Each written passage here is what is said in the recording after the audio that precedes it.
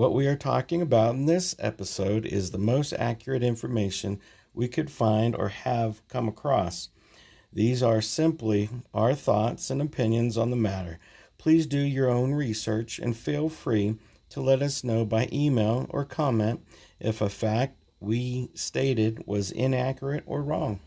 Okay, in this documentary, did the interviewed hundreds of year old peoples mention what made them live or helped them live to 100 years old? Diet. That was what the documentary was. Okay, did anything else have anything else in common? Did they have families?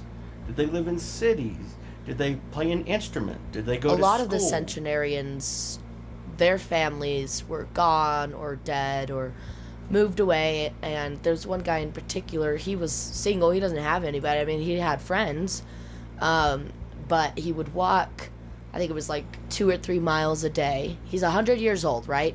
He walks 2 or 3 miles a day to a nearby pub and would drink with his friends there, day drinking, and then just go for a walk and, live his best life and go back home, do whatever he wanted. So, yes, it's good to have purpose, but here's the thing is, like, in that video, they made it sound like this was, like, a Monday. Nobody clarified that it was a Saturday. I just think when you're listening to the guy talking, he's saying, this chick just wakes up and blah, blah, blah, blah, blah, as he's insinuating as if that's every single day for her. And it's not, because she mentioned she wanted to go to, what was it, Lady Gaga or Katy Perry or... Beyonce. Beyonce, yeah.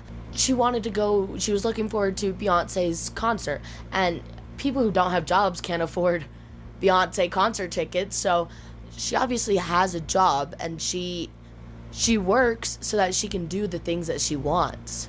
And I think it's also, like, nowhere in the video did she say, this is never a goal of mine. I mean, it kind of leads you to assume, because she says being able to wake up and not have kids, but she mentioned that she was beating up on herself, being, what was it, 39, 29? 29, unmarried and not having kids. She never mentions that that's not a goal of hers. She just says, right now, I don't have any kids, and I'm really grateful that I can do this. Like, I can just choose. I can wake up, and I can just choose today, this is what I'm going to do. And because I don't have kids. And, it could lead to people to assume that she doesn't ever want kids, but she didn't say that. I don't know, unless somebody actually says it verbally. Well, there is nonverbal communication. Yep. Her dancing around the fact is nonverbal communication.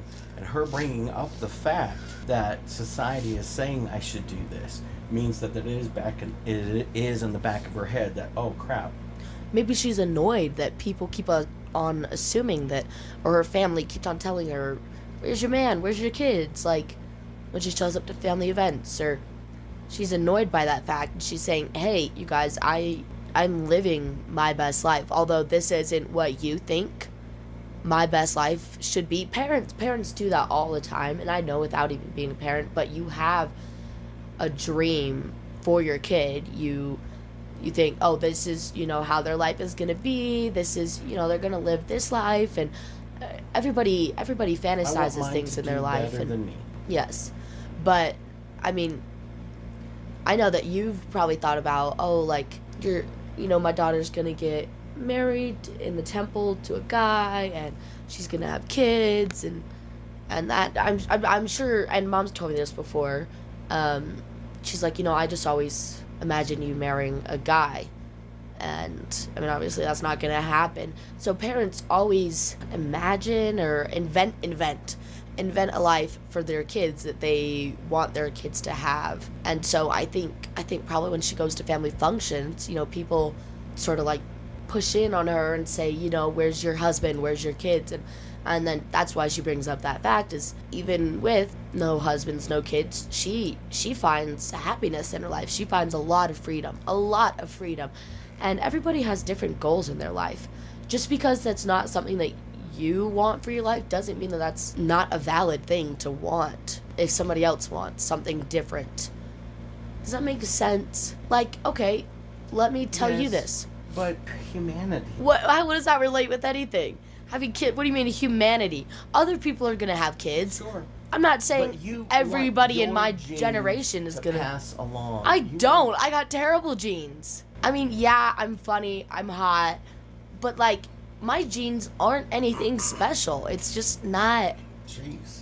They're just not anything special. I don't have super strength. I'm not incredibly good digestion, whatever. I see it as... Even if her genes were good, that's not a valid point to have kids. I see it as somewhere within my bloodline, someone is going to become, not an earthling, what is it called? Someone's going to An earthling. Someone's become born.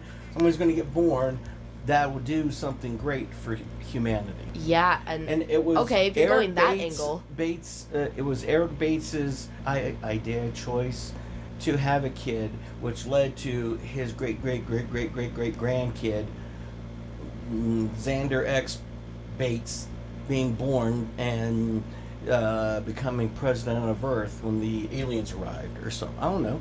Maybe it's somewhere in my lineage, something great is going to happen. Well, here's another thing: is I'm your lineage, Right. So, what if me not having kids allows me more time to go and do something great for the world and for humanity? Sure, that's great and all.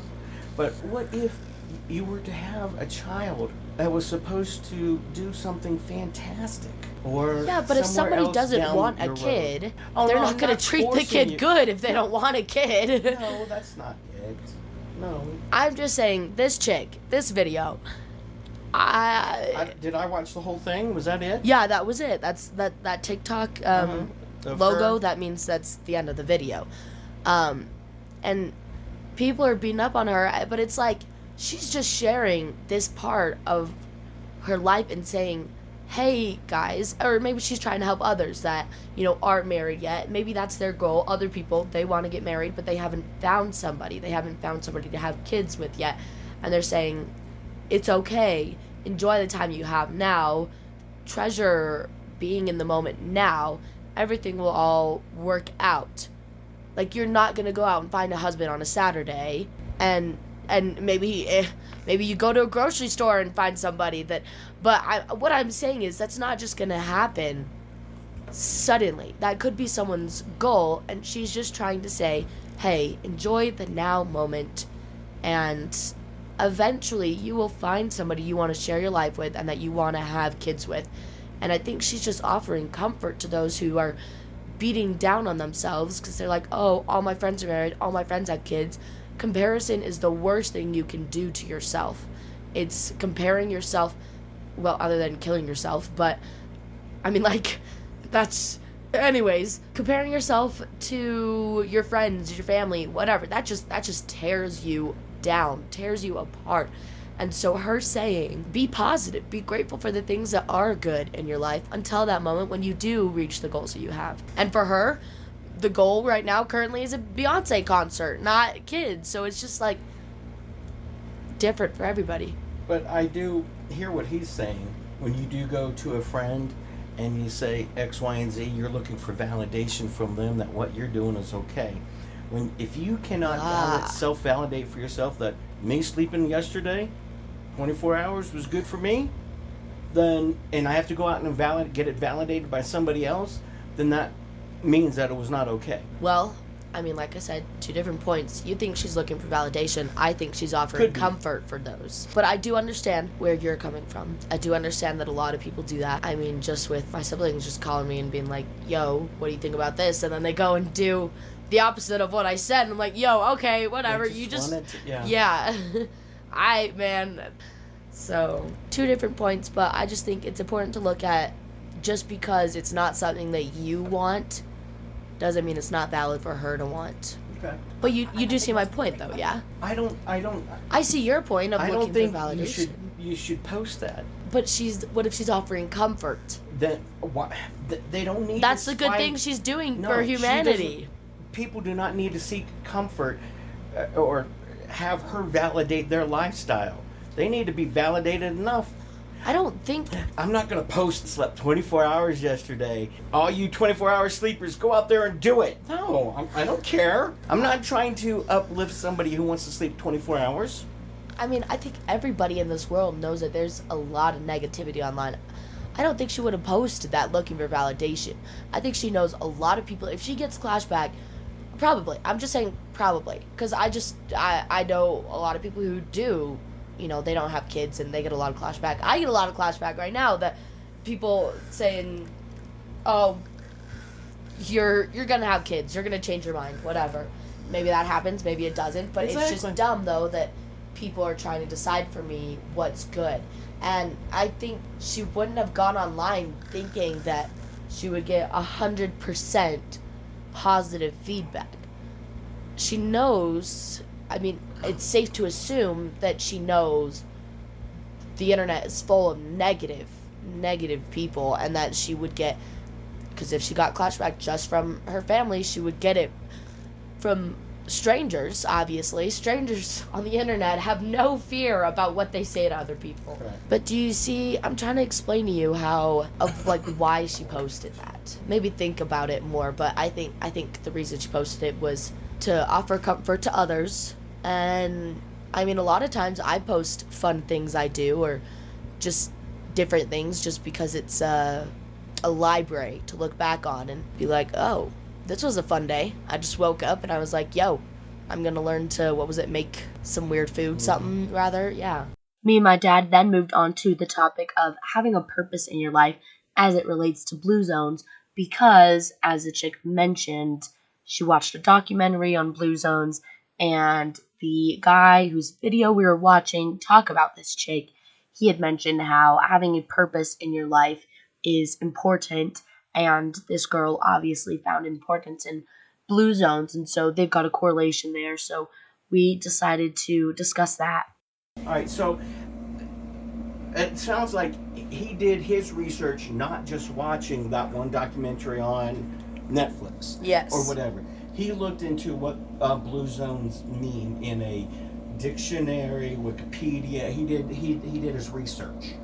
Yes. Okay. I see that now, because the documentary I watched only talked about food and cooked, and because they cook everything in olive oil.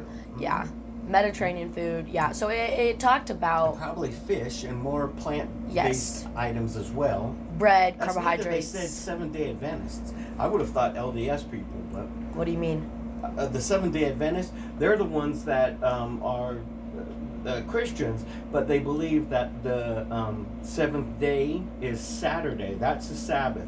It was the Catholics who changed our beliefs, the first Christians, to instead of going to Sabbath, which is synagogue and church or whatever, on Friday night / Saturday, they moved it to Sunday, supposedly honoring the day, the third day that Jesus rose from the dead, which I think is wrong. We should have always kept it the Sabbath, the same Jewish thing. Because what was Jesus? Jesus was Jewish.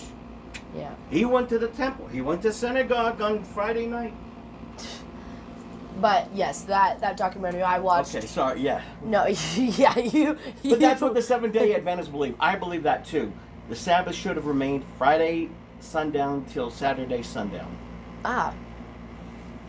Anyways, what I was saying though is, yes, I only watched one documentary that had one aspect of a so that makes a lot more sense, because it's a totality. Having that family and what else did it say? Purpose and community. Because again, mental health is just as important as physical health. Family and friends, I find those interchangeable. I think you can choose your family. You can't choose your biological family. No. But, I think you can... You can choose friends and close friends, but I guess no one will stick with you through thick and thin, even when it's thick, and that means that they're thin. What? Family. Meaning... I think I have some friends that would stick closer to me than family. But in the end, I'm thinking family will always come through. Maybe on your deathbed they'll finally say, I'm sorry, I did X to you back in 2000. Yeah, that sucks. But friends will, they, just because they say sorry on your deathbed. Anyways, besides the point, I see that now, because, yes, that relates to emotional helps with your physical health. Physical health live longer 100 years, centenarian. So, We're supposed to live 120 years. seriously? Yep. Damn, we are doing really bad. Yep. Ooh. I only got 100 more years to go. Ooh. Don't look at it that way. Okay, I'm out. And this is the conservative dad, Eric. This is the leftist liberal daughter, Liz. And this has been been setting the record straight.